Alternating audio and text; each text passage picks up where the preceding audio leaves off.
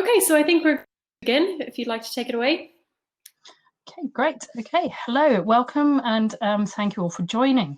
Today, we're going to be focused on the intersection between three things: people, places, and tech, and what it looks like with blending all those three things. The other thing we're going to look at is how occupiers and investors need to be responding now to be in the best position possible moving forward. But first, before we go on, let's do some introductions. So my name is Cici Lagram. I work in the occupier advisory team in London. We advise large global clients on their occupational strategy, and then subsequently we implement the delivery. Our team is of around 400 people, and we're based across the UK and in Warsaw. My personal passions, however, are prop tech, fintech, techfin, and anything along those lines, and the deployment of those technologies that we can use to continually improve upon the way in which real estate decisions and services are delivered.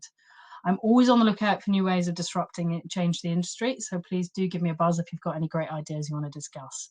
Harry. Hi, I'm Harry John. So I sit within the strategic advisory team at CBRE. Within the team, I work very closely with my colleague Nick Wright, and together we are building out CBRE's approach to smart buildings. And what we do is help both occupiers and investors shape their business case for investing into technology. We take our clients through a tried and tested process to understand why they need technology, what those use cases are, and what solutions are best for them to meet those use cases. And finally, which of these solutions they should actually implement, ultimately helping them to understand how to deliver real change. Brilliant. And Kate? Hi, I'm Kate. I lead the CBRE workplace team in the UK. We are a diverse and passionate group of about 130 workplace strategists, occupancy planners, data analysts, change managers, HR specialists, architects, and designers. We work with a huge range of investor and occupier clients across all sectors, and we create places that help people be happy, healthy, and productive. Yeah, excellent. And Kate, I think good point of diversity. We're an all-female CBRE panel here, and I think that's something that actually we can quite confidently say happens relatively regularly at CBRE. This is not an unusual sight. So great, thank you for the introductions. We're going to get straight to the heart of the discussion now, and I'm going to start by thinking about the human element before we go into physical and digital.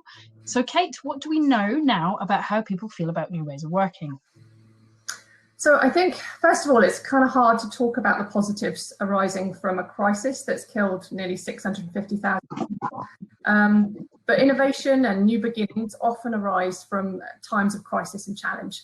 So it is an opportunity to consider the world, the workplace that we want when we emerge from this crisis, and to take the opportunity to build back better. The majority of occupiers that we're speaking to believe that this crisis will have a significant impact on their long-term real estate strategy. And I guess as workplace folk, even pre-COVID, we knew that great workplace strategy starts with fully understanding the way people work, both their needs and their aspirations. And during the crisis, I've observed many corporations and companies becoming much more employee-centric, listening and engaging like never before. And now almost every corporation has undertaken employee surveys and has an increasingly better understanding of employee needs. And these can't simply now be viewed through a lens of job, family, or role, but actually it's important to understand individual circumstance and individual preference. And so, like many workplace trends that we saw coming pre-COVID, this crisis is certainly going to act as a catalyst for a more human-centric approach to work and the workplace.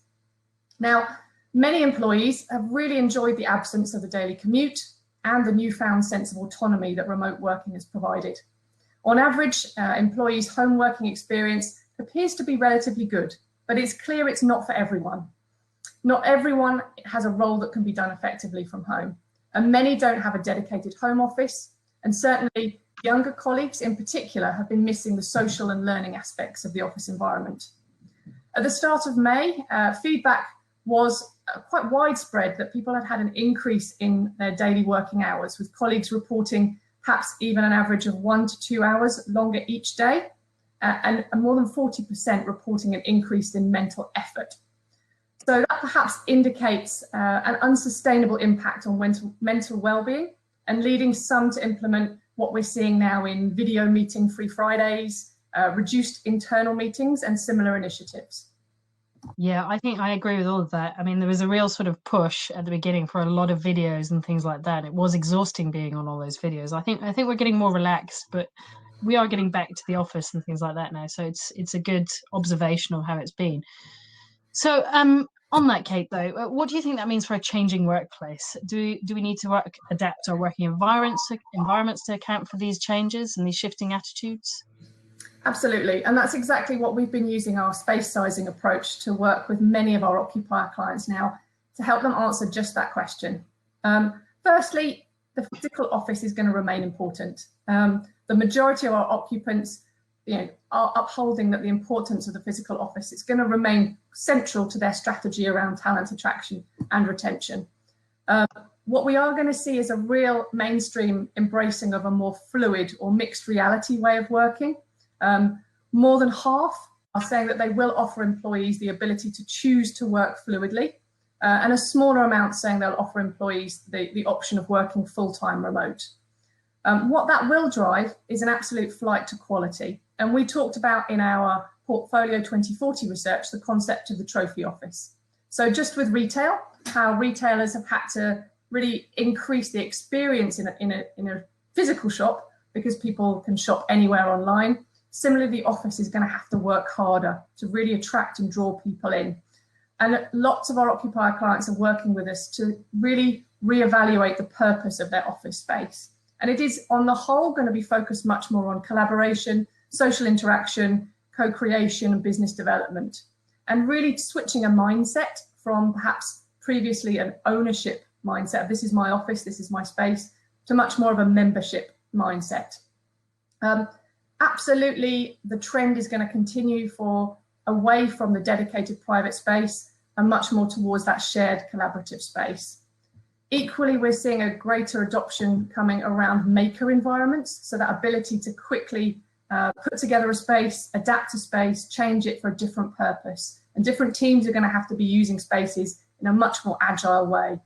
And on that agility point, I think we can expect to see the co-working sector face challenges in the short term.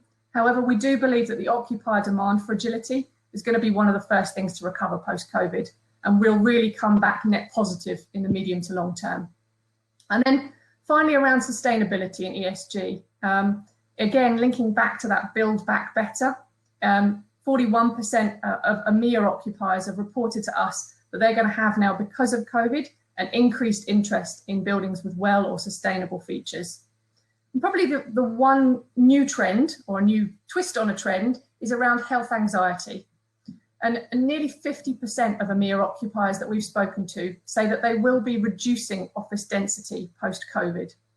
And if you think about what that could mean in terms of space requirements, occupiers occupy just under 220 million square foot in London today. If we were to decrease density to even what density was 5 years ago, that would mean an increase of 20 million square feet in London alone in terms of implementing those de-densification. So a really interesting trend for us to keep an eye on. It really is, isn't it? I mean, I think the health anxiety is a good point as well. We're developing a product with a number of our clients right now called Breathe, which is going to help people have reduced anxiety as to their health and the quality of their air. I'll mention it again a little later. But Harry, let's pause a moment and bring you into the conversation. Your expertise, it cuts across workplace and digital. How do you see tech enabling the changes to workplace like Kate's just been talking about? Yeah, so technology on its own is not a standalone solution, but instead technology is actually the glue or the enabler that underpins strategy, bringing together that human and physical elements of the built environment, the digital backbone, if you like. So tech within buildings enables you to capture more data, which ultimately can be analysed, used to identify any issues or gaps, fix them, improve upon them, and then continuously monitor. And having all of that data richness, and now enables you to make data-driven decisions. So ultimately helping you to protect or improve value or performance. In terms of how tech can help enable the changes we've just spoken about, I'll deal first with the immediate need, and that's returning to the workplace. As Kate mentioned, for occupiers, not everyone can or even enjoys working from home. But also from a landlord perspective, they want to get people back into their space, keep enhancing that occupier stickiness to protect their investment value long term. And this provides two clear immediate use cases for technology. And one is, how do we reduce virus transmission in the workplace? And two, as Kate mentioned, how do we enhance confidence in returning to the workplace or reduce that health anxiety? This has led to an acceleration in the adoption of tech, particularly in sensors. So, for example, air quality monitoring, people movement occupancy. But technology is also being used to screen people on building entry to help make people feel safer returning to work. Our EMEA Occupier Flash survey found that 84% expect to adopt enhanced cleaning regimes on return to office. And we are increasingly advising our clients on how technology can help to enable this. So, for example, IoT sensors can be used to deliver this enhanced cleaning, turning it to a more demand-based solution, where cleaning resources can be deployed based on the use of an area from people counting. So, for example, this area is cleaned after X number of uses versus a more traditional cleaning rota where it might be done hourly or half-hourly. But then longer term, what we see is technology enabling change and improvements across four key pillars, and that's improving the sustainability of a building, driving operational efficiencies, enhancing the productivity of building occupants, and finally, delivering a great user experience. Yeah, I agree totally. I can't wait to get more tech into the buildings and have that experience of just being able to walk through and it starts sensing things you're doing, and or you can pick where you want to sit because it's cooler or warmer or all those things you're going to be able to do. So, Kate, you're already advising occupiers on how to change their space to be future ready. Are you seeing companies really start to incorporate tech into their real estate thinking? Absolutely, and we've just seen the tech adoption that would normally take perhaps 3 years take place in the space of 3 months. And nearly 90% of EMEA occupiers say they now plan to invest more in technology post-COVID. Occupiers are investing in technology that's not only helping them support their remote working, their physical distancing and enhanced hygiene measures that Harry spoke about, but also is going to be an investment for the long term and something that's going to deliver benefit in their post-COVID workplaces. And those benefits are around employee experience and well-being, around building efficiency, and around environmental performance. So at this time, I'm seeing an increase in uptake of resource booking systems, employee experience apps, the technology that's enabling utilization monitoring, improved employee communication and engagement, and that touch-free environment. Occupiers are really taking the opportunity right now to reassess their digital strategy, and they've got an increased appetite and a stronger business case to invest in workplace technology. But at the same time, they're also going to be demanding more workplace technology from their landlords. Which is where Harry's going to step in now. So thanks for the occupier perspective. How does it stand for the investment side, Harry? Yeah, so similarly, landlords are seeing a clear need now to understand the environmental conditions of their space better, to be able to better manage that and to attract the occupiers back into the space. Ultimately, a digital building is a better building to own, to operate, and to occupy, as having better systems and better technology enables you to create that better working environment, that healthy working environment. So investors increasingly need to understand how the building works, how it's being used, what jobs are being carried out. But this is all fairly new and it's very complicated. There are hundreds of different technology solutions, even more since COVID has accelerated that innovation in the PropTech space. But there's so much available that an investor could look to implement in their building. For example, you could have enhanced air filtration to improve the occupant's well-being or productivity. Community or building apps can help improve user experience, and sensors are being used to improve that operational efficiency and overall sustainability of the building. But especially with COVID, budgets are not unlimited. And so the ultimate question we're being asked is, how do you prioritize? Which tech do I need? What's the minimum I need to implement? We're increasingly being approached by investors who want to understand what's best for them. And unfortunately, this isn't a simple question to answer. There isn't a smart building manual which you can just go and blueprint and implement. Instead, it comes back to the individual use cases and drivers and objectives for that investor or that occupier. But tech is definitely on most investors' minds and increasingly being incorporated into their real estate thinking. I know I'm currently working with a number of landlords to help them work out which technology they should be implementing within their buildings to deliver the most value for them. And additionally, as a team, we are increasingly being asked to be part of pitch teams for new developments leasing instructions, as the product in the market for completion from 2024 onwards is increasingly going to be that tech-enabled product. Yeah, I mean, it really is, isn't it? So I'm going to mix it up now and ask a question to you both, because it kind of draws on what we were just talking about there. So what do you think are the potential benefits to an organisation if they get this right? What competitive advantages are they going to gain? Kate? I guess a lot depends on where an occupier was in their workplace and HR strategy pre-COVID. But in general, occupiers are not going back to the way things were pre-COVID. And they're really clear that if they did so, they would be missing an opportunity for competitive advantage.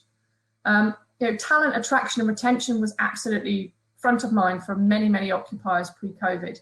And while we're in an era of higher unemployment, that might be somewhat eased. But right now, if a company is not going to offer any flexibility or remote working as a choice, including implementing that with the right physical environments, the right technology, the right HR policy and training, then they're going to struggle to engage and retain current and future employees. Certainly, it's also key that where you are implementing flexible work strategies, you have the ability to broaden the geographic area from which you can draw talent. So if people are less required to come into the office less frequently, they're likely to be willing to travel further to come into the office. So you're getting a bigger talent pool. Equally, there are opportunities to continue to optimize portfolios. And almost half of the occupiers we're speaking to are considering a consolidation strategy to support efficiency. I think it's important to also think about well-being. And pre-COVID, we undertook 3 landmark pieces of scientific research demonstrating the correlation between working environments and employee health, happiness, and productivity. And again, aligned with that Build Back Better theme, occupiers should invest in employee well-being as a fundamental investment in productivity. But I think, just to end, it's really important not to forget the importance of the physical office in creating that talent attraction and retention. Attracting top talent, building company culture, thinking about ad hoc collaboration, that serendipity, successful mentorship, they're all things we know we need to come into physical offices to achieve. Yeah, I totally agree on that. I mean, this is going to be my 5th week back in the office, and it's that serendipitous collaboration that has just entirely sparked me again and made it so exciting to be back there. Harry, what do you think are the benefits to the organisations and the competitive advantages? So I mentioned before, I think, a digital building is a better building to own, manage and occupy. Although adoption is being driven primarily by the occupiers, landlords and investors are starting to see benefits. Landlords are needing to make their space more appealing and for the occupiers, and technology can be that real differentiator. Kate mentioned, that flight to quality. If occupiers are looking now for the best buildings, and our EMEA occupier survey saw that 21% of occupiers were willing to pay a rental premium of over 20% for a tech-enabled building. But on the flip side of that, what we expect is building owners who don't embrace technology, they may well face increased building obsolescence or higher voids as occupiers look to find that healthier tech-enabled buildings and that quality. We're already seeing this when it comes to sustainability. Occupiers now want to be in that building that's more sustainable, as buildings are becoming more of a representation of an organization's core values and brand. And so technology can help make a building a better building to work in by improving that experience and attracting and retaining the talent that Kate talked about. And so on the other hand, when it comes to selling a building, technology can be a key enabler to help investors meet bold targets such as net zero carbon. And these are the types of targets that socially responsible investors are increasingly adopting. And as we continue to see climate change, sustainability, and ESG ride on corporations' agenda, this is just going to happen more and more. And what we can't do is achieve those targets without the technology to underpin that. Yeah, I agree. I mean, it's a winner all round, and you know, it's a surprise that maybe only 50% of the companies we've spoken to recently want to, you know, put more money into tech. They should all be talking about putting more money into tech and getting all these things going with their buildings. So there's definitely some real benefits to be had by acting on all of this now and adapting your strategy to accelerate those trends, but also future-proofing through better use of tech. Kate, Harry, is there anything that you haven't covered that you want to discuss? Kate. From my perspective, I think it's really fascinating to see the impact on organisations. It's clear that the crisis has really galvanised the partnership between real estate, HR, and digital or IT functions. In COVID, we saw a lot of companies that were serious about transformation moving their real estate from finance into HR, and it's a trend I think we're going to continue to see. I've started to see corporate real estate job titles now expand to include remote experience. And in some of our research, we've thought about the creation of a new role of the Chief Places Officer, acting as the glue between many of these functions. And I think it's just going to be fascinating to see how organisational structures change to meet the transformational challenge. Yeah, I totally agree with that. I think we are going to see transformational change in this space. So, Harry, do you want to tell me what your last thoughts are? Yeah, so for me, this is really, really exciting. We're at the start of something. We're already seeing greater adoption of technology in the built environment. And although I mentioned this has initially been occupier-led, it's likely that the landlord will follow. And my main tips, especially for those investor clients, is think digital as early as possible. If you come to it late, you may well have greater costs to deal with for retrofitting. Also, connection is key. Without integrating and connecting your digital technologies solutions, the IoT just won't work and you won't get value from it. But once you set that base layer and it's implemented, it's connected, you can start to build in and integrate more and more layers, helping you to future-proof the investment and adapt to change. And finally, be as collaborative as possible, especially with your tenants. Don't hide behind the Landlord and Tenant Act. It can be really challenging as there are still so many grey areas between responsibilities, especially when it comes to technology. And tenants can have differing requirements from an investor. I mean, Kate already mentioned that more occupiers are expected to increase their investment into technology. But what we're seeing is more than half of this are looking to deploy tech to help improve the workplace experience.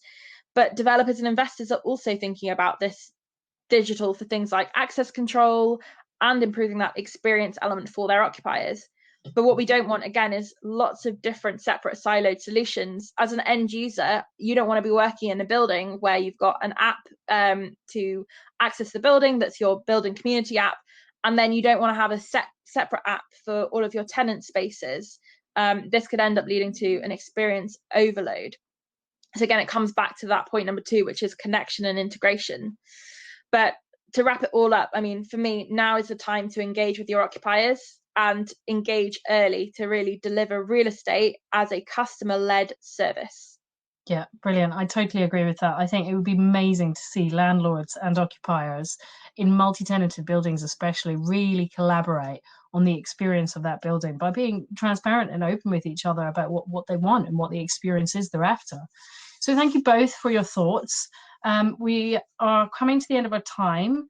So I'm just going to touch quickly on the things that are the key learning points from me. And that was now is the time to be thinking about your future of your building, and tech should be at the absolute heart of that strategy. There are 2 CBRE products that Kate and Harry have both touched on there. Firstly, space sizing. So that's a service where we can right size your space for the future. You're welcome to contact any of us to have a discussion of that if you'd like to know more about it. And also Breathe. So Breathe is the product that we've developed with our consultancy team, which is empowering everybody in a building to get involved in how you develop, occupy, or lease a building to understand the indoor air quality and use that knowledge to reduce that health anxiety and promote health and well-being in the buildings. But before we leave, we've got 3 minutes left and there are a number of questions. So I hope Kate and Harry, you can speed talk around these questions. So Harry, very quickly, please can you elaborate on the sensors? How would these work? It's quite a broad question. There's lots of different types of sensors. If you're looking at occupancy, you can have IoT sensors that are placed under desks to monitor whether people are there, or you can have sensors on the ceiling that tell you how many people are in a space. But you can have people counting sensors that essentially go, how many people have come through this door, and that can be used to send an alert. So I've reached my maximum density, no one else is allowed in this space. Or it can be sent an alert to say too many people have come here and we need it cleaned. Yeah, exactly.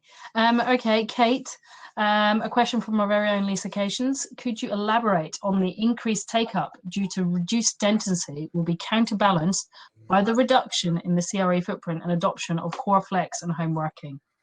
Yeah, and that is quite the golden question at the moment of how that will net out or balance. The answer is going to be different for every organisation, and that's part of what we're doing in space sizing, is running those scenarios, looking at what the impact could be in terms of remote working, in adoption of flex, but also what that means when you do apply the de-densification. But I think overall it is quite likely that those will potentially net out, but the answer is different for every occupier, and we're here to support finding that answer for you. Yeah, for sure. So Harry, this is actually probably my favorite question. It's certainly one I kind of wanted to ask you earlier when you were talking. Is there a particular tech that's coming out in the top of the pile across multiple occupiers and landlords? So when you mentioned earlier that you're going to help people prioritize what that tech is, what is it? Go on, give us the answers. I mean, that's the magic question everyone wants to know, and there isn't one tech that everyone should be implementing. It goes back to, as Kate says, everyone's different. A lot of landlords I've been speaking to at the moment, they are really interested in air quality, especially because of COVID, wanting to have improved filtration or just understand their air quality better. But on the flip side, I've got investors who are more interested in attracting the types of occupiers who want that really flashy experience. So they're all about, the building apps and the wayfinding and ordering coffees from the canteen straight from your desk. It really depends. There's not one killer solution. Sure. So it's no one size fits all. It's tailored per building, per landlord, per occupier, and the makeup of all of that. Brilliant. Okay. Well, we're going to have to call it a day there. So thank you to everybody in the audience for joining us today and your questions. Very valuable. Thank you. And also primarily thank you to my lovely colleagues, Kate Smith in the workplace team and Harry John in the strategic consulting team. That's it from us. Thank you and goodbye. Thanks all. Bye.